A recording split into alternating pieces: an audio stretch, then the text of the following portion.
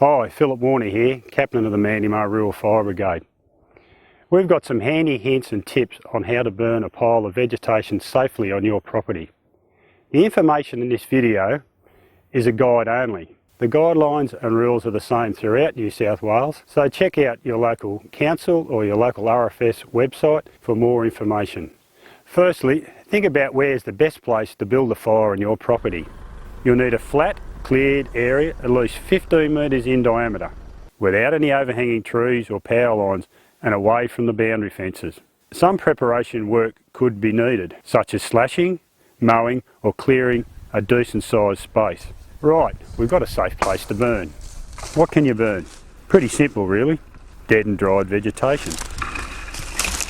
Don't prune vegetation and expect it to burn straight away. That's not allowed. The maximum size log allowed in a fire is about 150 mil, or 6 inches in the old money. Yeah, this size log is much too big, much too wide. Burns too hot and too long. The longer you've got to look after your fire, so they're not allowed. These are some of the things you can't put on your pile. Any painted timbers, polystyrene boxes. They throw off a really bad, deadly gas.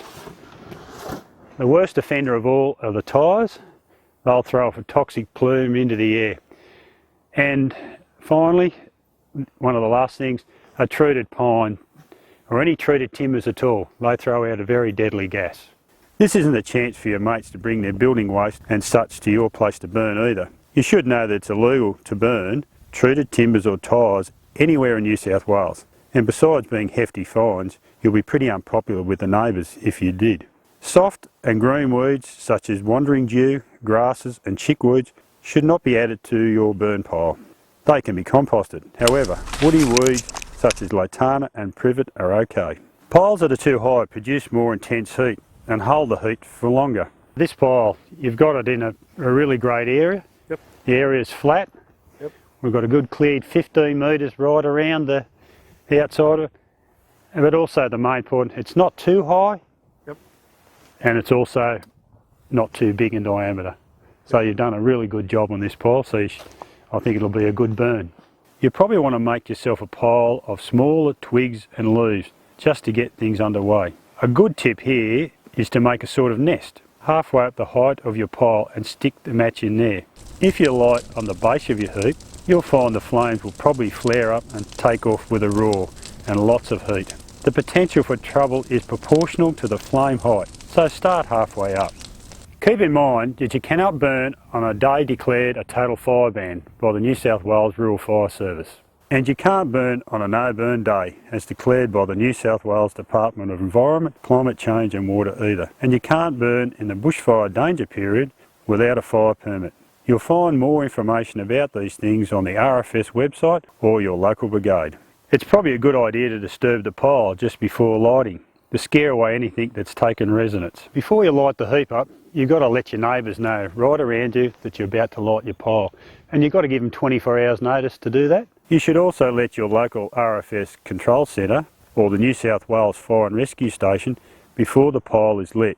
That way, if the smoke is reported, it'll save the local volunteers having to turn out and save you the embarrassment of having a big red fire truck turn up at your place. There's a few more important tips to consider before you stick a match in your pile. Make sure you've got suitable tools on hand to conduct the burn and control any possible spot fires. You won't need petrol or diesel or any other accelerants. You're only burning small, dead and dry stuff that's really easy to light with a couple of matches. Yeah, bring it back, keep coming back.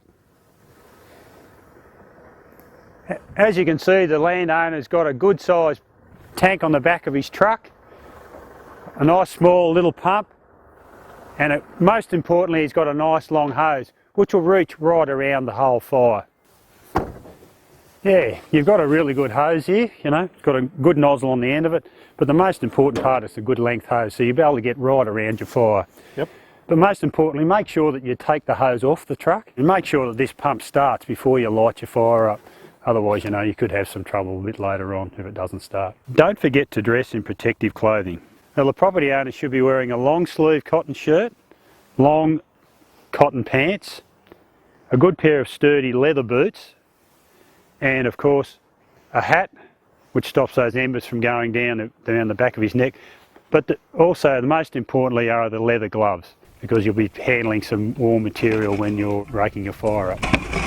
Keep an eye on the burn at all times after lighting to make sure there's no flare-ups in the surrounding vegetation. A lot of people think that the best time to light up a pile is during the hottest part of the day, preferably with a decent wind blowing to keep things moving. Wrong. The best time is to light up early in the morning, before the heat of the day. If there's any breeze, take note of which way it's blowing. You'll always burn into the wind, not with it. Burning into the breeze helps keep things moving slowly. A slower, cooler burn does a better job of burning all the material away. The burning embers will drop down through your heap and eventually get the base going.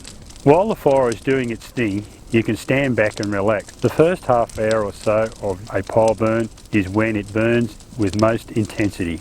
This is when you need to be most vigilant and keep an eye out for spot fires. Always look behind you. Embers have a habit of floating over your head and landing in what you don't want to burn.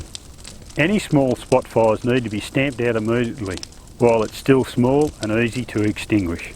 This will make sure you have a safe edge all around your fire, with no chance of anything burning away from the fire while you're not watching. This makes for a more thorough burn. It'll be a fair while before you can safely leave your fire. You've got to wait until everything has been reduced to ash.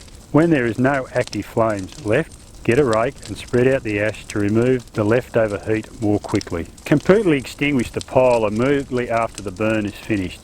Too many times a pile is thought to be out, only to come back to life with the next puff of wind. There are significant penalties for escape burns and failure to comply with legal requirements. Have a look at the RFS document before you light that fire for more details. Even when you think the fire is completely out, go and have a wander around it over the next couple of days. You don't want to run the risk of tree roots smouldering away underground and the fire popping up some distance away. With an understanding of pile burning rules, thorough preparation and proper supervision, burning excess vegetation on your place can be done with a minimum of fuss.